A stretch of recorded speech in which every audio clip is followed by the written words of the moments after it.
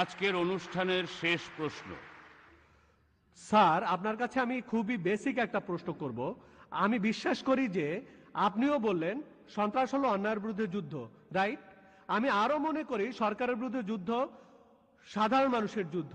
কোনো মানুষের সাথে যদি অন্যায় করা হয় তাহলে সেই মানুষ প্রতিশোধ নিতে গিয়ে অন্য মানুষকে হত্যা করে। সে তার সাথে যে অন্যায় হয়েছে তার বিরুদ্ধে যুদ্ধ করতে চায়। তবে আমি বিশ্বাস করি মানুষ প্রতিশোধ পরায়ণ।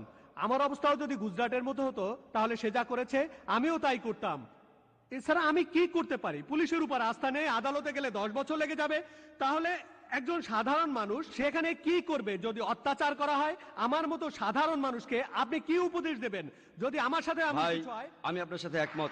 আপনি যেটা বলেছেন সেটা যদি আপনার আর আমার হয়, যদি দেখি আমাদের আপনজনদের চোখের সামনে হত্যা করা হচ্ছে, আমাদের মা বোনদের ধর্ষণ করা হচ্ছে, ঘর পুড়িয়ে দেওয়া হচ্ছে, তখন কি করবেন? আমি একমত যে আপনিও এই কাজই করবেন। একজন সাধারণ মানুষ এই কাজই করবে, এটাই স্বাভাবিক, যদি না আল্লাহর উপর আপনার বিশ্বাস থাকে। আমি আপনার সাথে একমত। 99% মানুষ যদি তারা চুরি না পড়ে, মেয়েদের মতো যদি চুরি না পড়ে থাকে, তাহলে সেটাই স্বাভাবিক প্রক্রিয়া, যদি না সেই লোক আল্লাহর উপর বিশ্বাস করে। এমনকি আমিও একই কাজ করতাম যদি না আমি কোরআনকে জানতাম, যদি না আমি জানতাম কোরআন এটাকে অন্যায় বলেছে। কারণ যদি আমি নিরীহ মানুষকে হত্যা করি তাহলে আমিও সেই লোকের মতোই কাজ করতাম যে আমার উপর অন্যায় করেছে। যেহেতু কেউ একজন আমার উপর অন্যায় করেছে, তার অর্থ এই না যে আমি নিরীহ মানুষকে হত্যা করব। কেউ আমার ঘরে ডাকাতি করলে আমি আরেকজনের ঘরে ডাকাতি করতে পারি না। যদি আমি অপরাধীকে ধরতে পারি আর প্রমাণ করে শাস্তি দিয়ে আলাদা কথা, কিন্তু আমি নিরীহ মানুষকে হত্যা করতে পারি না। কোরআন এই কথাই বলছে যে নিরীহ মানুষকে আপনি হত্যা করতে পারেন না। যেহেতু আমি কোরআনের কথা জানি, আমি এই উপায়ে প্রতিশোধ নেব না। আমি প্রমাণ জোগাড় করার চেষ্টা করব, আমি সরকারকে বোঝানোর চেষ্টা করব। যদি তারপরও সে ছাড়া পায়, আমি কি করব? এই সন্ত্রাসী আক্রমণগুলোর জন্য যে লোকগুলো দায়ী, হতে পারে গুজরাটে বা বোম্বে রায়ট, অথবা পলিটিশিয়ানরা, হতে পারে পুলিশ, অথবা যারা মারা গেছে, অথবা যে লোকগুলো বোমা ফাটিয়েছে, যদি এই পৃথিবীতে তাদের বিচার না হয়, রোজ কিয়ামতের দিন আল্লাহ তাদের শাস্তি দেবেনি।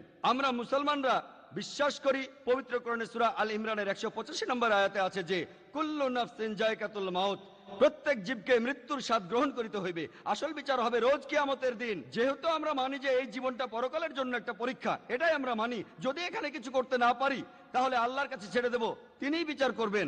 কিয়ামতের দিন আল্লাহ তাদের অবশ্যই শাস্তি দেবেন। যদি আমরা আজকে হিটলারকে ধরি, তাকে আপনি কি শাস্তি দেবেন?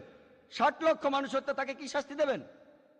তাকে একবার মারতে পারেন, বাকি 59,99,999 জন লোকের কি হবে?